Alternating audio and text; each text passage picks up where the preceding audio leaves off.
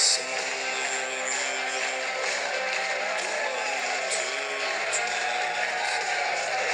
içer misin? Seninki bir al gel.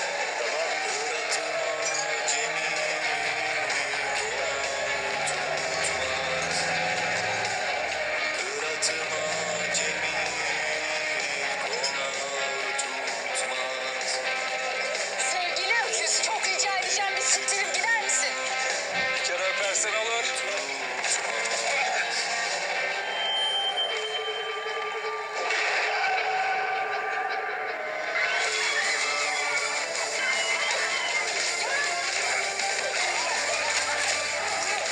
Anlamadım abi.